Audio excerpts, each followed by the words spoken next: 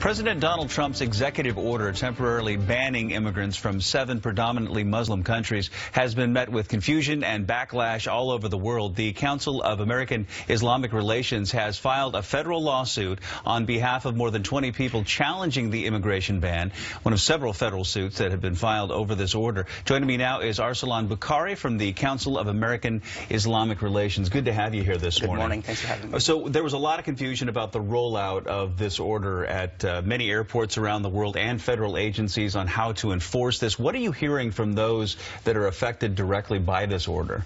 You know, what surprised us is that it's not only affecting people from those 7 countries, and it's not just affecting those who are non-citizens. We heard from many citizens, U.S. citizens, law-abiding people, as well as people who are traveling from countries beyond the 7 Muslim-majority countries that were named in the executive order. So it's, the most important thing is that it's keeping people from meeting their loved ones, but it's also keeping people from traveling for business as well, and that there's a lot of impact there as well. Are the implementations of the policy going more smoothly now that we've had a few days to kind of work out the kinks? You know, it's hard to tell. We're still getting reports from people who are wondering about their future. They have travel plans for business and for just visiting their family members, and they're wondering now whether they can travel anymore. And that's the sort of uncertainty this sort of order is causing. Well, let's talk about the lawsuit that CAIR has filed. It challenges the constitutionality of the order. Explain why you believe it's unlawful. Well, you know, one thing that's notable about the plaintiffs on that lawsuit, all 20 of those plaintiffs in America are Americans. This executive order clearly targets American Muslims. It stigmatizes American Muslims. It stigmatizes a whole class of people. It doesn't just target all people from those 7 countries. Rather, it targets Muslim persons from those 7 countries, and it exempts religious minorities from a Muslim-majority country, but it means non-Muslim persons.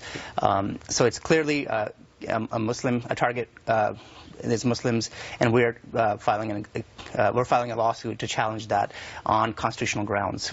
The Trump administration and the White House has been pretty adamant about the term ban even, and what Donald Trump on the campaign trail called for, and this is a quote, a total and complete ban on Muslims entering this country. The White House at this point is adamant that this is not a ban. It is not a ban on Muslims. But what do you think? Well, those who are affected by it are Muslim persons. As I mentioned, not just Muslim persons from foreign countries, U.S. citizens, law-abiding people.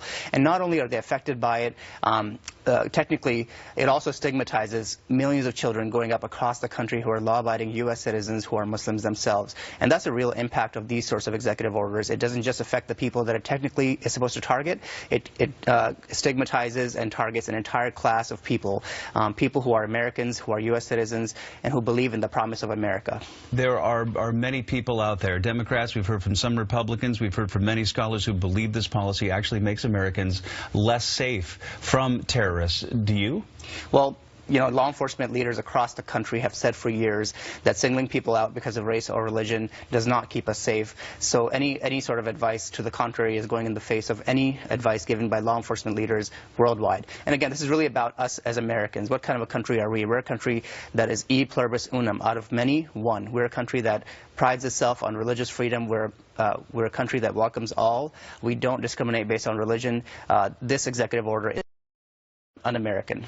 When do you anticipate these cases will be heard? We know that the Attorney General here in Washington wanted to have his case heard in federal court within 14 days. What about CAIR's? We're hoping this gets heard in court. We don't have a date yet, but we're hoping it gets heard in the coming days soon, because we want this executive order repealed. And what do you envision happening if it is repealed? If it is repealed, we'll go back to being able to visit our loved ones, whether they be across the border in Canada or across the sea in Europe. And people can travel again for business without having to worry about being able to come back to their office after they've made a deal with vendors or suppliers across the sea over in Europe.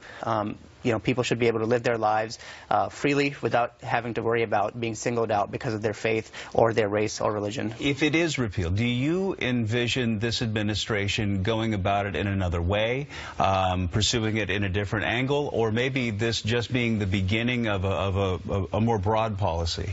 You know, it's hard to tell what's coming up next, but I think for all Americans, you and me and people watching at home, this is really about us as Americans. What kind of a country are we? We strive to be a nation, one nation under God, indivisible. That's what we should keep in mind as we respond to these executive orders, is that this is going to shape who we are as a nation and where we're going to be as a nation in the next 4 years and 8 years. And that's why we're taking this so seriously. Arsalan Bukhari from the Council of American-Islamic Relations. Great to have you this morning. We appreciate it.